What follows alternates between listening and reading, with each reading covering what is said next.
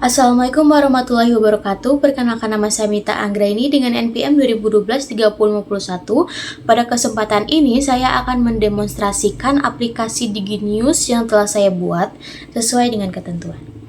Pertama, kita masuk ke halaman beranda. Saat ini aplikasi berjalan pada mode development. Di halaman ini ditampilkan daftar berita yang telah berhasil diambil dari server. Daftar berita tersebut sudah diurutkan secara descending, yaitu berdasarkan urutan abjad dari Z ke A, sehingga data yang ditampilkan sudah sesuai. Selanjutnya, saya akan mendemonstrasikan fitur offline mode. Saya akan mematikan terlebih dahulu koneksi internet pada emulator atau perangkat yang digunakan. Setelah koneksi internet dimatikan, saya akan kembali ke aplikasi. Terlihat bahwa berita di halaman beranda tetap muncul dan aplikasi masih dapat digunakan dengan normal, meskipun tidak terhubung ke internet. Hal ini karena data berita sebelumnya telah disimpan ke dalam database lokal, sehingga data yang sudah pernah dimuat tetap dapat ditampilkan saat perangkat berada dalam kondisi offline. Berikutnya saya akan menunjukkan fitur rahasia dari animasi loading. Sesuai ketentuan, animasi akan muncul berdasarkan angka terakhir NIM, dan NIM saya adalah 1. Oleh karena itu, saya cukup menekan menu profil sebanyak 1 kali. Setelah diklik, animasi loading langsung muncul dan tampil selama 3 detik, sesuai dengan ketentuan. Setelah animasi selesai, kita masih berada di halaman profil. Di halaman ini tersedia tombol reverse name. Jika tombol tersebut saya tekan, maka yang awalnya 2012-3051 akan secara otomatis dibalik menjadi 150-32102. Hal ini menunjukkan bahwa fitur reverse name telah berjalan dengan baik sesuai yang diharapkan. Selanjutnya saya akan menjelaskan implementasi fitur reverse name pada kode program. Di sini saya sudah berada pada profil PageDart. Pada sisi footer, ketika tombol jalankan native ditekan, aplikasi akan menjalankan fungsi send name to native, seperti pada baris ke-33 di sini.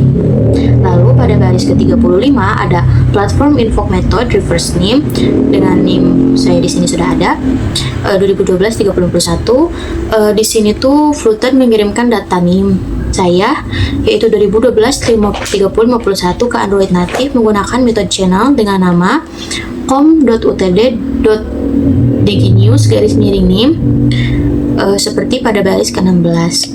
Lanjut, saya akan membuka implementasi pada sisi Android native, yaitu pada file main activity. Pada baris 9 ada private file channel seperti method channel tadi, com.utd.diginews _name. Baris ini tuh mendefinisikan nama method channel yang digunakan sebagai media komunikasi antara Flutter dan Android native. Lalu pada baris 14 ada method channel Flutter engine dart executor binary message channel set method call holder call result.